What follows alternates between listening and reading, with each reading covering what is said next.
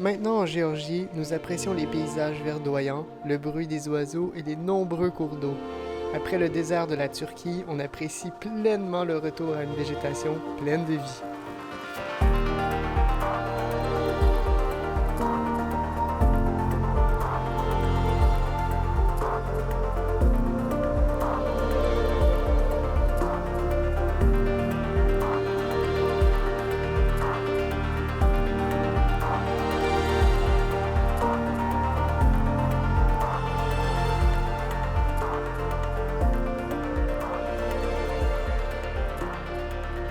Les chemins commencent à être de moins en moins praticables, plus en plus de boue à cause de la pluie de cette nuit.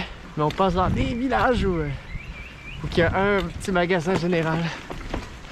Les gens nous sourient, ils sont contents de nous voir. Nous, on est contents de les voir aussi. Fait qu'on est quand même de bonne humeur malgré une route plutôt difficile. On est présentement dans les montagnes, en plein cœur de la Géorgie. Là, on voit vraiment le choc culturel. On voit vraiment l'écart entre la Géorgie et la Turquie, c'est fou. Tout est plus vert, avec la pluie. C'est vraiment une ambiance tropicale, il y a des chutes d'eau partout.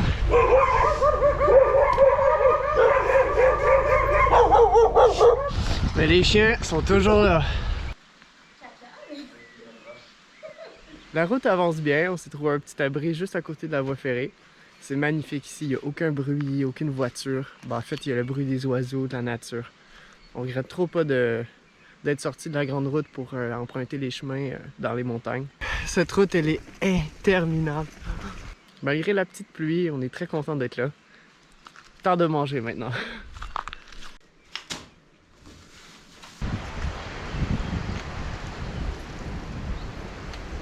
Il y a de l'asphalte! Allez! Tu vas faire de la boue pour enlever. Wouh! Bravo!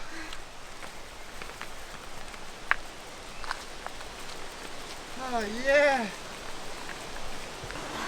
Yes!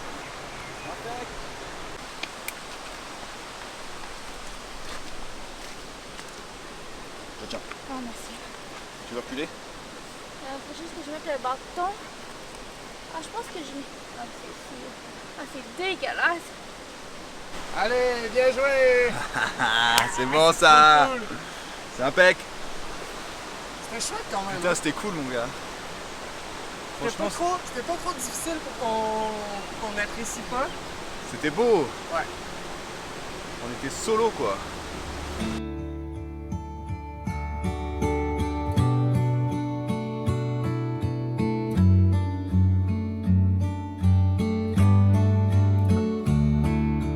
On s'est réjoui beaucoup trop vite. On a eu juste droit à 50 mètres d'asphalte. Juste assez pour se rappeler comment c'est agréable de rouler sur une surface dure, tu sais. On est de retour dans la boue. Bon, on a trouvé un endroit où il y a des gens qui font de la construction, des travailleurs. On leur a demandé s'il y avait une source d'eau pour nettoyer les vélos parce que là, ça commence à être vraiment problématique pour la chaîne. Ah, on a trouvé un gentil monsieur qui nettoie nos vélos. Parce qu'il y a vraiment de la boue partout, là, on l'entend. C'est bon. Bon, on sait pas combien de temps ça va... Ça va pas durer longtemps!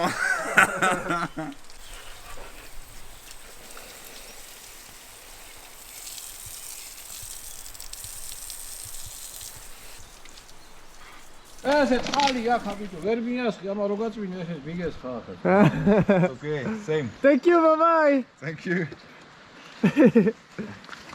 Allez, on est reparti! C'est bon.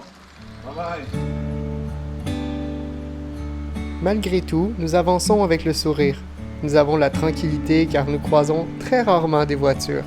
Ce n'est que plus tard que nous comprendrons pourquoi. Bon, là la pluie a vraiment commencé, la route s'empire. Je pense qu'on va trouver un abri bientôt pour s'arrêter, pour qu'on garde un bon souvenir de cette journée. On s'est arrêté, on a trouvé un endroit où pouvoir mettre, pour se reposer à l'abri. Parfait endroit, là, une petite cabane juste derrière moi. Premier monsieur qu'on a vu, j'ai été le voir pour lui demander si on pouvait camper une nuit à l'intérieur, puis il m'a direct dit non. C'est la première fois qu'on demande de l'aide et qu'on se fait refuser comme ça. Je pense qu'il n'est pas conscient de le calvaire qu'on vit en ce moment. Il a le droit de dire non, il a le droit, mais on va encore plus démoraliser parce qu'on avait tellement de bons espoirs de rester ici. Allez, je pense qu'il faut se faire encore un 10 km dans ce chemin de merde pour atteindre la route principale. Allez! Vous allez me haïr. Victoire! Plus jamais. Jamais on l'écoute. Ah, il était temps? 45 km quoi. Ouais. Ouais, 45 km de merde, hein? Quasiment, quoi. Ouais. Bon, il restait plus qu'à trouver un endroit où pouvoir dormir au sec et au chaud. Oh, ouais. Ah ouais. Je campe pas, c'est hors de question. Allez, on repart! Ok. Ah mais putain de merde, je n'en peux plus de vibrer. Ok, là c'est de l'abus là. On n'a pas fait 100 mètres que l'asphalte elle est déjà disparue juste pour tourner le couteau dans le blé. Ça en est drôle tellement que je suis malheureux à l'intérieur. Cette route elle est interminable. Allez, cette journée se termine. On a choisi d'acheter la paix. On va aller dans un hôtel. C'est pas donné hein, en Géorgie les hôtels. Ça a l'air d'être le gros luxe. On va arriver avec nos souliers dégueulasses.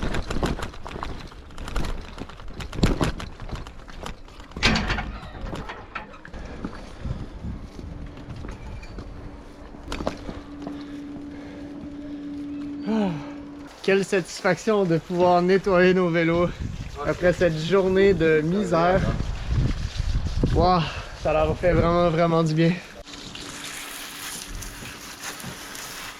Oh je suis content quand même d'être là, de pas camper après une journée comme ça, Après avoir dormi comme des bébés, on repart. Nous on part direction la capitale. Bart lui descend au sud, s'en va en Arménie. C'est aujourd'hui qu'on se sépare. Et ouais. C'est parti pour une belle journée, hein. Il fait beau, hein. Ça va faire du bien. On s'en rappellera. Oh oui.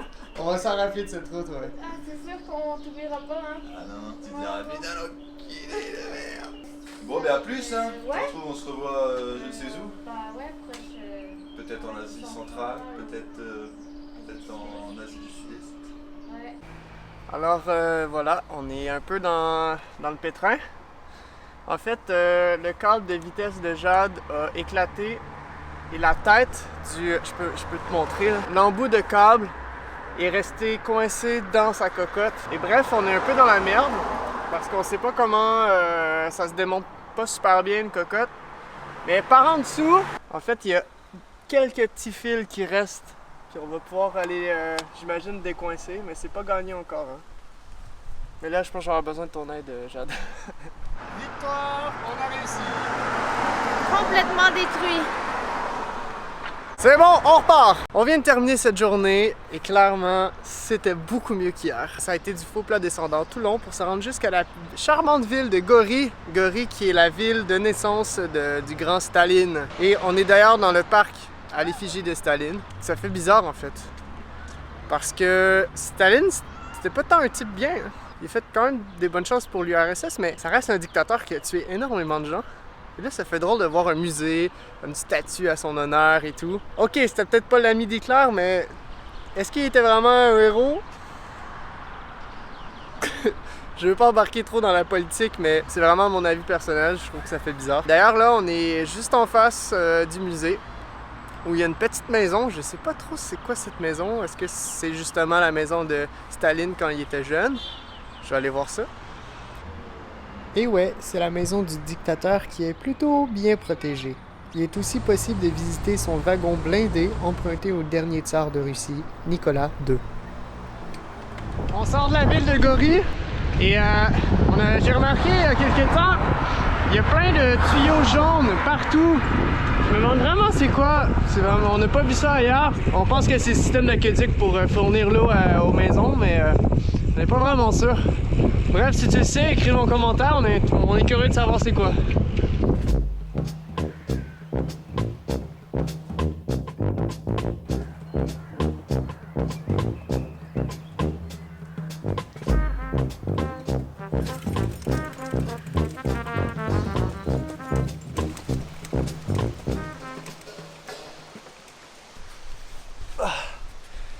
Nous voilà installés et franchement, Jade a assuré pour trouver le spot de ce soir. On a regardé un peu de dernière minute à Gori, un spot avec Park4Night, qu'on a commencé à utiliser il n'y a pas si longtemps d'ailleurs. Ça pourrait être une autre application qu'on pourrait te conseiller pour voyager. Park4Night, ça fonctionne très bien. Wow! On a un méchant beau spot, juste en face d'un attrait touristique et des caves, des anciennes habitations sur le bord de la rivière. C'est magnifique. On n'a pas à se plaindre aujourd'hui. Et c'est surtout qu'on est quand même loin de la route principale. On n'a pas le bruit des autos, on est vraiment dans la nature. Il y a une chose qui est dommage par contre, qu'on montre pas, je pense qu'on n'a pas assez montré dans les vidéos jusqu'à présent, mais depuis longtemps, hein, depuis les Balkans, la gestion des déchets, c'est dégueulasse, c'est terrible. Bon, particulièrement en Albanie, mais même ici en Géorgie, le spot est magnifique, mais regarde, je te montre. Juste de l'autre bord de la rivière. Au revoir, Gougoun! La rivière emporte plein de déchets. Et Jade, elle, est en train de faire le Polar Step, parce que je sais pas si tu le sais déjà, mais on a un Polar Step. On t'invite à t'y joindre si c'est pas déjà fait, où chaque jour, Jade met à jour notre endroit de bivouac. À la fin, c'est vraiment cool, elle ajoute des images et un descriptif. Tu peux en savoir un peu plus, c'est des choses qu'on dit pas forcément à la caméra. C'est aussi très agréable de lire la plume de Jade. Et là, elle est posée tranquille sur le bord de la rivière. Comme on dirait par chez nous, maudit qu'on est bien dans le bois. Ça fait du bien d'avoir ce moment de détente nature parce que dans quelques jours, on atteint la capitale et on va être en plein centre-ville, dans le bruit, le trafic et la surpopulation. Tu sais, la soirée qu'on a passée avec Eva et Ning pour fêter leur première année à vélo. Relax. It's enough. On s'est installé, on a mis les chaises dans le petit ruisseau / rivière où on s'est trempé les pieds en fin de journée. Et comme un con, ben, j'avais mis mon téléphone dans la petite pochette de la chaise et il a baigné pendant je sais pas combien de temps dans la rivière. Je pense que je l'ai tué en fait. Je pense qu'il est mort. Ça va avoir été une soirée qui va m'avoir coûté plus cher que prévu. Je l'ai laissé dans du riz pendant 3 jours et là, le sac de riz a déchiré dans ma sacoche. Yeah! Non! Ah là là! C'est la misère. Et aussi, dans le fond de ma sacoche, c'est plein de riz.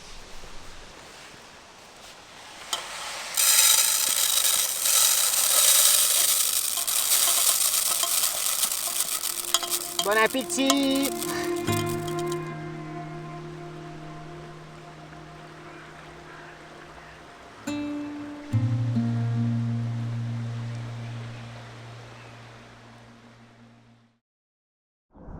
Bon, on a le cœur déchiré. Comment résister à la cutitude de chez bébé Poppy, hein? Comment on va faire pour vous abandonner ici? On peut pas les abandonner, là. Ils vont mourir sur le bord de la route. Bon, votre mère est pas là, ça fait un petit bout qu'on est là avec eux, mais ils sont tellement mignons. Regarde-toi. On leur a donné de l'eau, on leur a enlevé les tiques, mais là on sait pas quoi faire.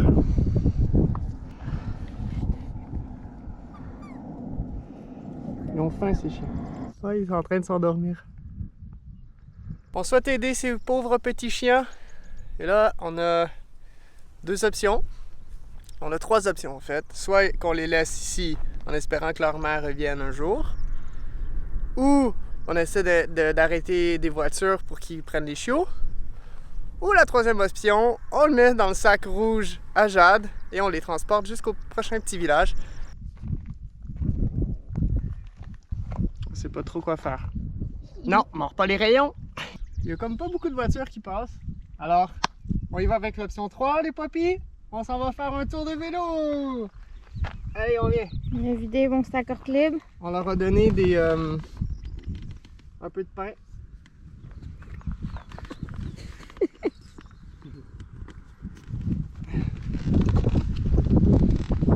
Hop, c'est Poppy. Ils vont se marcher un peu dessus, je pense. C'est sûr qu'ils vont se pitcher à l'extérieur. Bon, on va essayer. Ça serait un peu cruel de fermer le sac, hein? Un peu, tu dis? Non, mais faut pas qu'ils sortent, tu sais. Je sais pas trop comment. Ok, c'est parti, Poppy!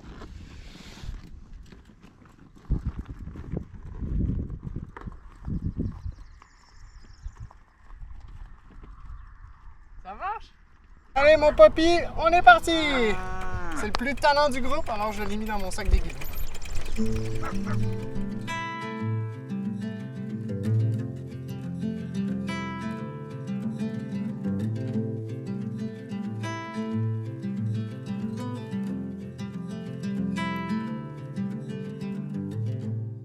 Bon, ça fait je sais pas combien d'heures qu'on essaie de les aider. Bref, on a essayé de sympathiser. Il y a deux messieurs qui sont sortis de nulle part et ils étaient extrêmement fâchés qu'on essaie d'aider des chiots. J'essaie de décompresser un peu et la meilleure solution, je pense, c'est que je vais aller les déposer là où ils étaient en espérant que la maman revienne. Alors j'ai pédalé, j'ai laissé Jade au village. J'ai pédalé et je vais aller déposer les chiots. Au moins, on aura essayé de leur donner une deuxième vie, une vie meilleure. On est arrivé, mes petits papis. Ça dort profondément dans ce sac. Vous avez aimé la balade? Allez. Tiens, tu reconnais cet endroit? Oh, il est tellement chou. Ok, je leur ai donné beaucoup de pain et je suis parti en cachette. Ils n'ont pas remarqué que je suis parti. C'est un peu moins déchirant comme on va voir. Bon, j'allais retrouver Jeanne maintenant, il faut qu'on avance pour aller rejoindre la capitale, mais clairement ça va pas être aujourd'hui, ça va être demain. On est à Tbilissi depuis hier en fait. Oh mon dieu, il s'en passe des choses en une journée, j'ai l'impression que ça fait déjà 3 jours qu'on est ici. À peine qu'on est arrivé dans la capitale, qu'on est reparti pour faire le plein de matériel parce que c'est pas mal de derniers steps où on peut se ravitailler adéquatement avant d'entamer l'Asie centrale. On s'est pris un chouette appartement et on a vraiment la place nécessaire. Moi, j'ai suffisamment d'espace pour travailler pour pouvoir mettre les vélos en boîte. Mettre les vélos en boîte, eh bien oui, on va prendre l'avion dans quelques jours. Je te dis pas tout de suite la destination. Je te laisse écrire en commentaire où est-ce que tu penses qu'on s'en va. Parce que après la Géorgie, c'est l'Azerbaïdjan et l'Azerbaïdjan est fermé, la frontière terrestre elle est fermée. Je te laisse deviner où on va. C'est l'excitation évidemment, prendre l'avion, c'est jamais un truc très cool avec les vélos parce que c'est stressant, faut trouver les boîtes, faut les mettre en boîte, après c'est de se rendre à l'aéroport avec les boîtes. Bref, c'est un peu casse-tête mais qu'on commence à avoir l'habitude si tu suis nos épisodes. C'est pas la première fois qu'on doit prendre l'avion parce que des fois ça arrive, on est mal pris, il faut prendre l'avion. Il y a tellement de choses à faire avant de partir, c'est fou. Eh bien, je vais tout te montrer ça. D'ailleurs, si tu es intéressé à avoir plus de détails sur comment voyager en avion avec un vélo, comment ça se passe, c'est quoi les étapes, je vais vraiment faire une vidéo consacrée là-dessus pour rentrer un peu plus dans les détails, pour te donner des conseils aussi. Ça va alléger un peu plus cet épisode. Nous prenons le temps de se reposer et de bien préparer la suite du voyage. Nous sommes un peu nerveux car le voyage prendra un autre niveau en termes d'épreuves.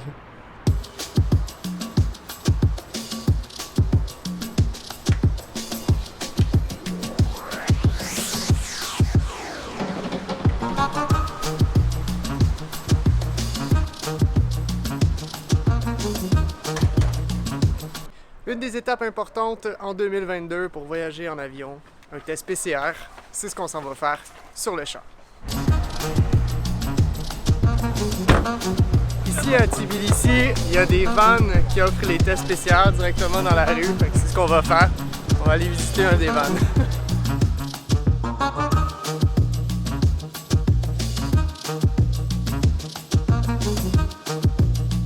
Bon, en 3 minutes ça a été fait. Maintenant, on espère juste de recevoir les résultats avant notre vol. Il faut faire un test spécial 72 heures avant notre départ. On se croise les doigts, ça risque de bien aller. On est rendu la veille du départ. Il ne reste plus qu'à mettre le vélo à Jade en boîte. Ensuite, on va faire nos valises, mettre tout notre linge dans un gros sac. On va essayer de maximiser les bagages. Bref, on va essayer d'en faire un gros. Et une fois que tout ça est fait, on va mettre les sacoches vides. On va les insérer dans la boîte pour maximiser encore une fois l'espace. Il est temps de ranger tout notre équipement dans des sacs et c'est le foutoir ici. On va prendre un bon moment pour tout ranger comme il faut. Pendant ce moment, je suis en train de décharger les batteries du drone parce que oui, si tu dois prendre l'avion avec un drone, je te conseille fortement de vider toute l'énergie des batteries, surtout si tu les mets en soute. En fait, si tu les mets en soute, c'est juste impossible de mettre des batteries pleines, des batteries au lithium en soute. chargé à fond, c'est pas une bonne idée.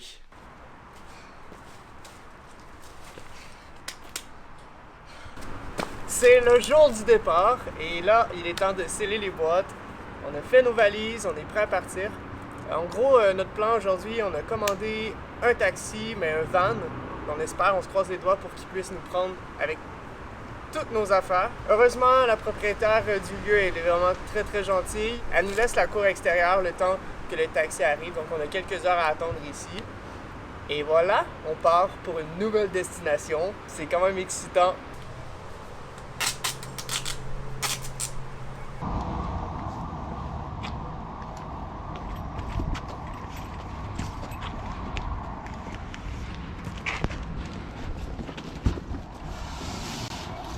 Ah ouais, ça rentre. Ah ouais, ça passe. Ah, ça passe. Phew. Première étape de fait, les vélos et tout notre matériel à rentrer. On a bien fait de louer un minivan. Ah ouais, non, définitivement le minivan était nécessaire. Allez, direction l'aéroport.